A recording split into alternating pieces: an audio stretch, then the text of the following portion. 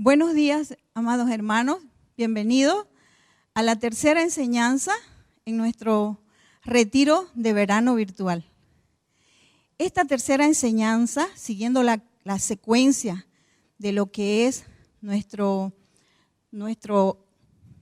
eslogan Conquiste, vamos a entrar en nuestro tema, principios para vencer los gigantes en nuestra vida. Clase sacerdotal distribuida. Se trata de 1 de Samuel 17, del 8 al 11. Usted va a leer ahí lo que David hizo para vencer a Goliat. Usted ponga especial atención a lo que hizo David para vencerlo. La siguiente enseñanza trata de cómo los venció.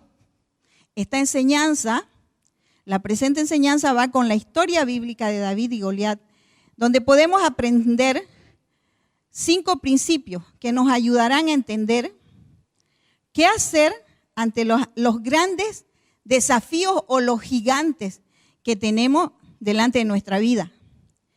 Primero, la importancia de conocer a Dios. Es muy importante saber que nuestro Dios siempre está con nosotros. Y para saberlo, tenemos que conocerlo. Él es omnipresente, siempre está con nosotros.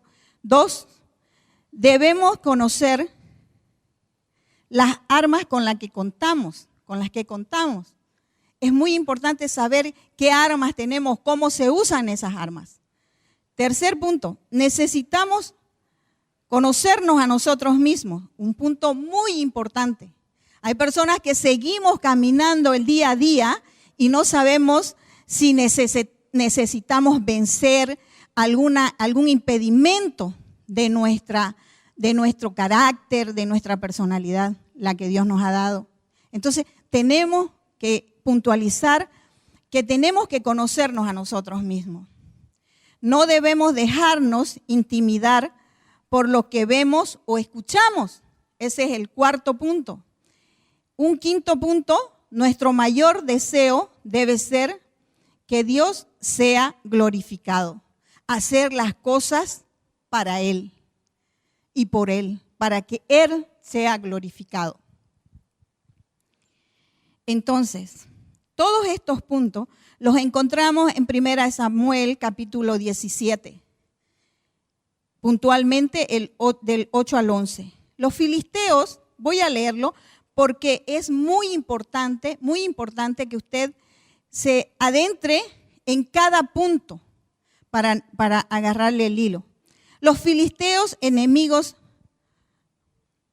feroces de Israel, habían desafiado a los israelitas a la guerra. Los 2 ejércitos se posicionaron frente a frente en montes opuestos, en el valle de Elá, de por medio, y esperaron. Por 40 días Goliat, un gigante filisteo con una armadura impresionante, salió por la mañana y por la tarde a retar al pueblo de Israel con un tono bastante burlesco. 1 Samuel 17, 8, 9. Todo el ejército de Israel se sentía intimidado, desde el rey Saúl hasta el soldado más joven.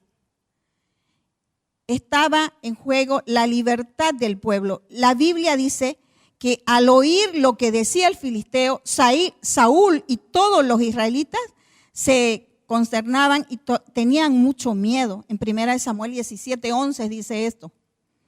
David era el menor de 8 hermanos y sus 3 hermanos mayores estaban con el ejército de Israel. Como habían pasado ya 40 días, su padre Isaí, que estaba muy mayor, le pidió que fuera al frente de batalla a llevar algo de comer y a ver cómo estaban sus hermanos. David era pastor, así que dejó a otro pastor encargado de sus ovejas. Fue al frente de batalla y se encontró con la situación. Cada ejército en su monte, el valle en el centro, y Goliat desafiando a los israelitas a viva voz. También escuchó que aunque Saúl ofrecía un buen premio al que se atreviera a pelear, el número de voluntarios era sorprendentemente bajo. David se indignó y dijo: ¿quién se cree este filisteo pagano que se atreve a desafiar al ejército del Dios viviente?, preguntó. Primera de Samuel 17:26. Así fue como David se enfrentó a Goliat, le ganó y lo mató, armado únicamente con una honda, su bastón, su bolsa de pastor y 5 piedras lisas.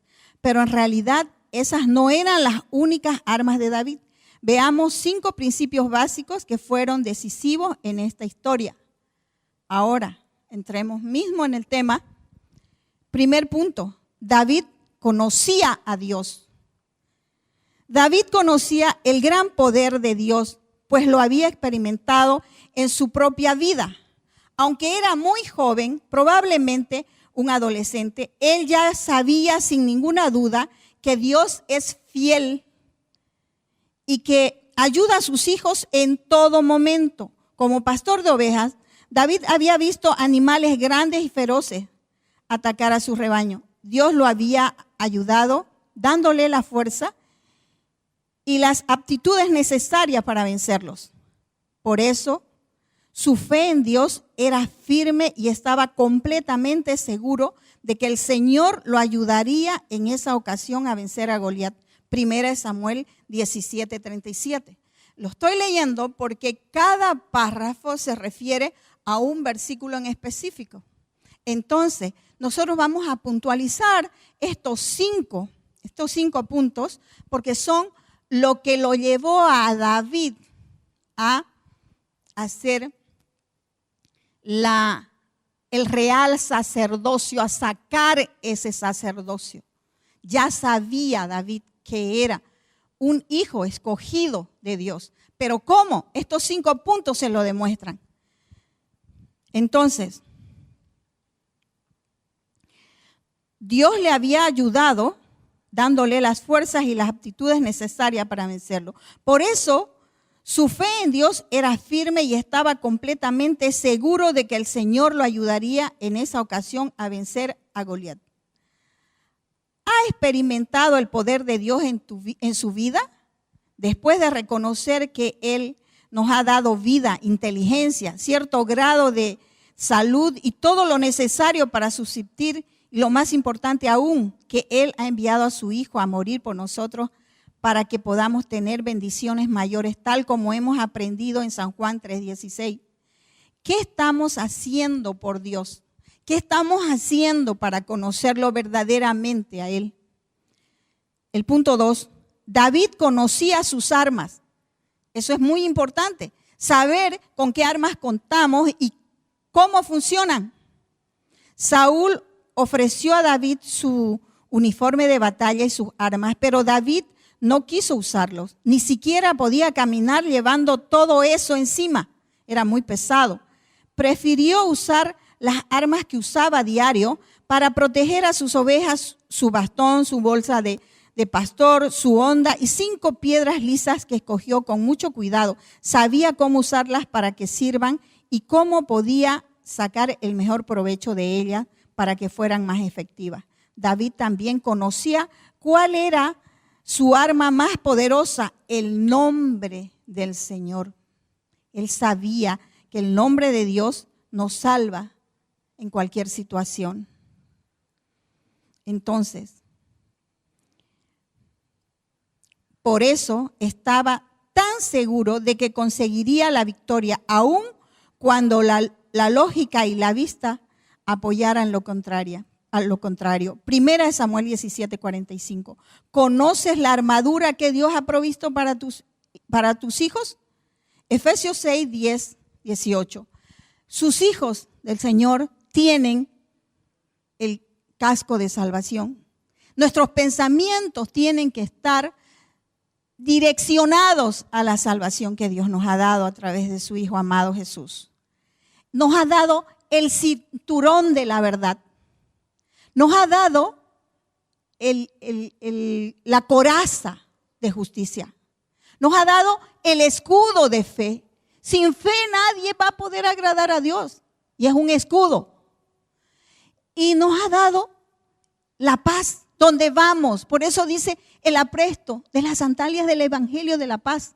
Porque donde vamos, donde estemos, tenemos que llevar paz.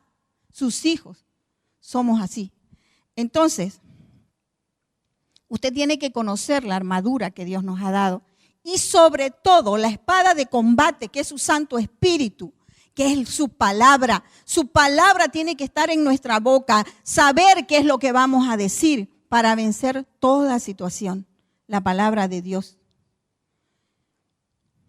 Eso está en Efesios 6, 10, 18. Jehová es torre fuerte. Jesús tiene un nombre poderoso. Lo creemos. Hemos recibido el poder y la autoridad para alcanzar la victoria.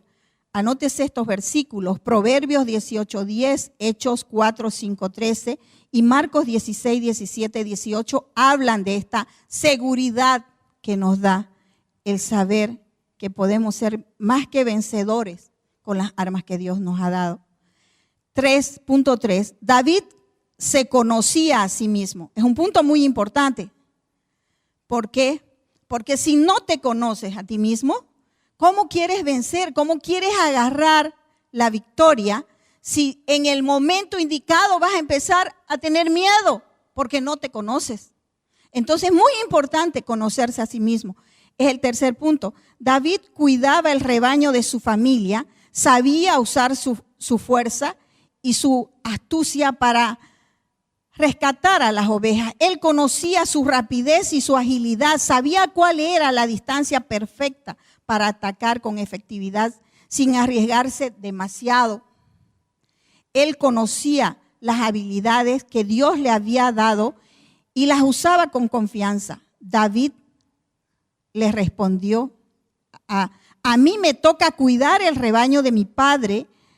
Cuando un león o un oso viene y se lleva una oveja del rebaño, yo lo persigo y lo golpeo hasta que suelta la presa. Y si el animal me ataca, le agarro la melena y lo sigo golpeando hasta matarlo. Si este siervo de su majestad ha matado leones y osos, lo mismo puede hacer con ese filisteo pagano porque está desafiando al ejército del Dios viviente. Está en 1 Samuel 17, 34, 36. Entonces las preguntas. ¿Conoces los talentos, dones y fortalezas que Dios te ha dado? ¿Cuáles son? ¿Las conoces verdaderamente? ¿Estás usando todo el potencial que Dios ha puesto en ti para su gloria? 1 Corintios 12, 7, 8. El cuarto paso. David no se dejó intimidar por lo que vio o escuchó. Hasta Saúl, que era rey de Israel y el hombre más alto entre todos los del pueblo, 1 Samuel 9, 2, se sentía intimidado por el tamaño y la armadura de Goliat, pero David no se dejó intimidar ni por la estatura ni por los gritos. David se concentró en algo en lo que los demás no se fijaron, la parte de Goliat que estaba sin protección. Ese pequeño espacio de la frente del gigante que quedaba expuesto. Concentró su atención en acertar ahí mismo, dar un buen golpe justo en ese punto. Y ahí lo venció. 1 Samuel 17, 4.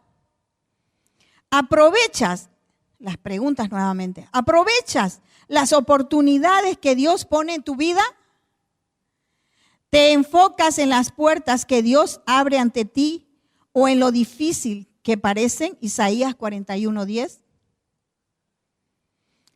El quinto punto. David tenía un propósito, que Dios fuera glorificado. Es muy importante que las cosas que hacemos, que hagamos y las que vamos a realizar en el futuro sean para glorificar a Dios. Es lo primero que nuestra alma debe tener conciencia de hacer eso. Porque si no es para la gloria de Dios, mejor no hagamos las cosas. El Señor tiene que ser glorificado a través de las cosas que tenemos que hacer. La gloria sería para Dios, su nombre sería ensalzado. David tenía la certeza de que lograría vencer a Goliat en el nombre del Señor, pero no buscaba ser reconocido o admirado por eso.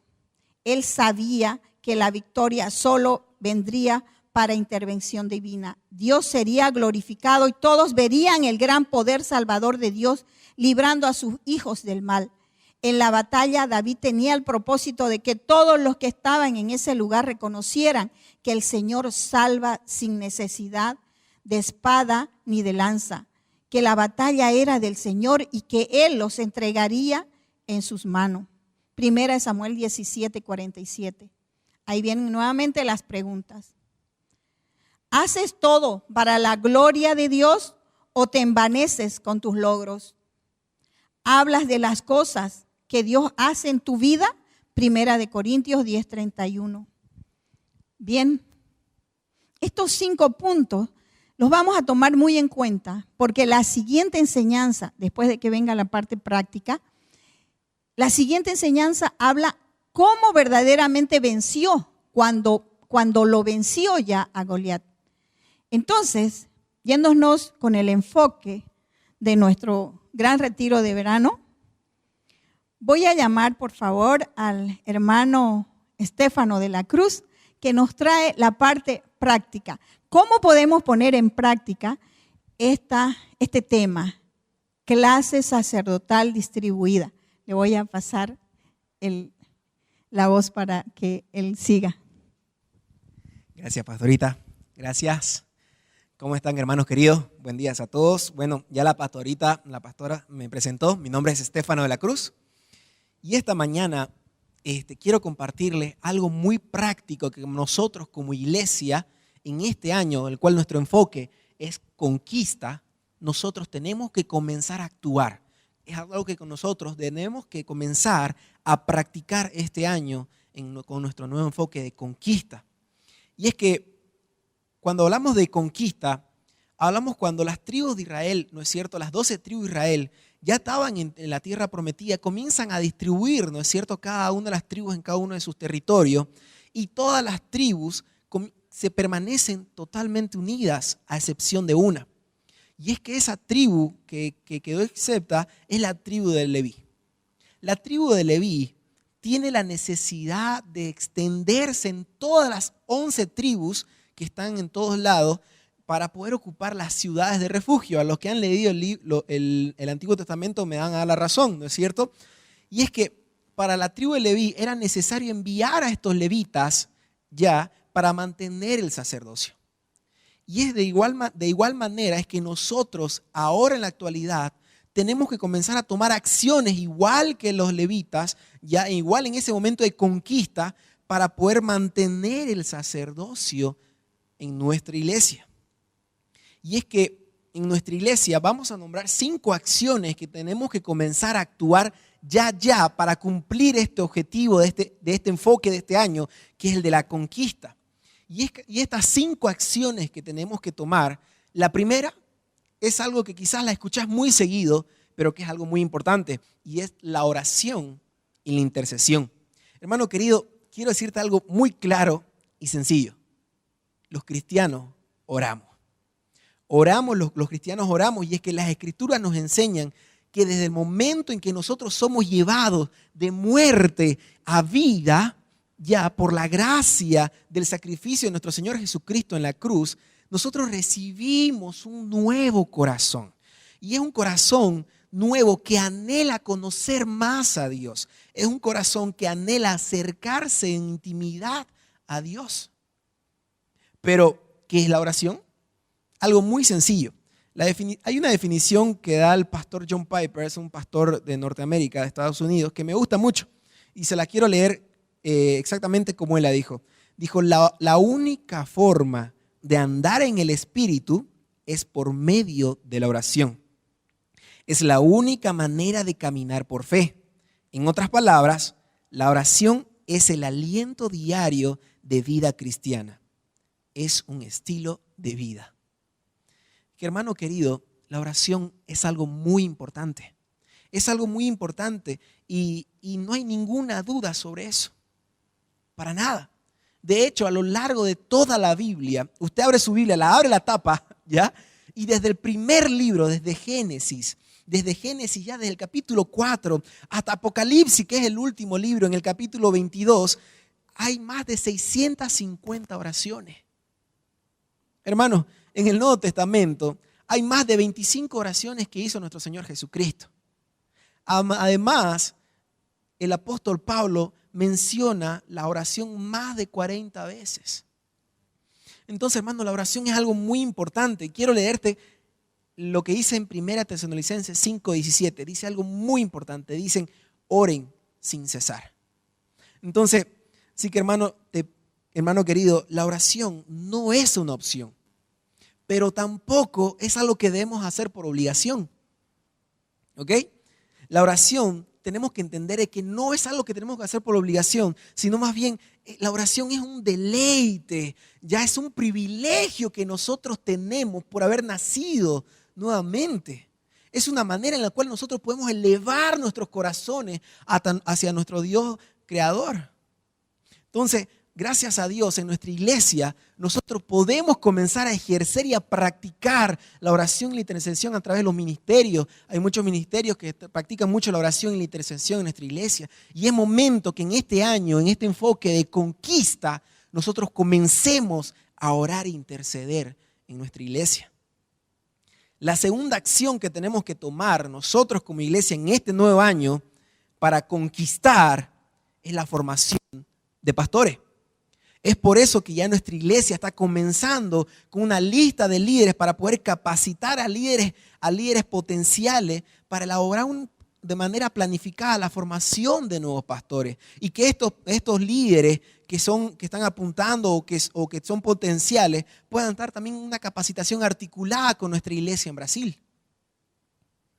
El tercer punto que tenemos que comenzar a actuar en este año de conquista es el entrenamiento de líderes. El entrenamiento de líderes es muy importante, la capacitación es esencial, es muy importante. Y es por eso que nuestra iglesia ha desarrollado una trayectoria de crecimiento para que nosotros, desde el momento que nosotros llegamos a la iglesia, usted que es nuevo, para que el momento que usted llegue, hay una trayectoria por donde usted puede caminar ya en su crecimiento espiritual, desde el momento que llega a la iglesia hasta el momento que comience a ejercer su llamado ministerial en el ministerio que a usted le toque, en el cual se ha llamado. Entonces, el entrenamiento del líder es muy importante y es necesario que nosotros podamos realizar todas las capacitaciones a través de las etapas de crecimiento que tenemos en nuestra iglesia. Son 3 etapas, ¿no es cierto? La etapa 1, 2 y 3, que muchos líderes ya la conocen y que no tenemos que saltarnos ninguna de ellas, sino tenemos que cursar por cada una de ellas. La cuarta acción que tenemos que tomar y comenzar a actuar para este año de conquista es el cuidado de vidas. Hermano, nosotros como líderes, o nosotros, quizás no todos son líderes, pero quizás hay muchos hermanos mayores que me están escuchando en este momento, nosotros debemos aplicar el seguimiento y mentoreo de personas. Sí o sí, tenemos que hacer el seguimiento, tenemos que acompañar a las personas y no solo acompañar y seguir a las personas, sino también nosotros tenemos que evaluarnos y ver si estamos siendo efectivos con nuestro seguimiento y nuestro acompañamiento a las personas. Y el quinto punto, con esto termino, es el proyecto Timoteo. La quinta acción que nosotros debemos comenzar en este año para la conquista es el proyecto Timoteo. Hermano querido, el discipulado es algo muy importante. El discipulado 1 a 1 es algo muy importante, es demasiado importante. Hermano, es crucial el discipulado 1 a 1. Nuestra iglesia, gracias a Dios, ha desarrollado una metodología a la cual la llamamos el hermano mayor. Y el hermano mayor trata de ese discipulado 1 a 1 que debemos tener, ¿ya? Y es que sin el discipulado 1 a 1 es difícil que lleguemos a cumplir nuestra misión, nuestro enfoque de este año de conquista. Nosotros en la conquista no solo se trata del discipulado, muchas veces creemos que solo se trata de los pastores o solo los líderes tienen que predicar o discipular. No, hermano. No, es por eso que cada uno de nosotros tenemos que estar en oración, intercesión, formarnos, capacitarnos, comenzar a cuidar vidas y comenzar a discipular el uno a uno. Y es que sin el cuidado uno a uno no va a haber la conquista. Pero hermano querido, si es que todos comenzamos a discipular uno a uno, nuestro enfoque se va a cumplir. Vamos a llegar a conquistar en este año.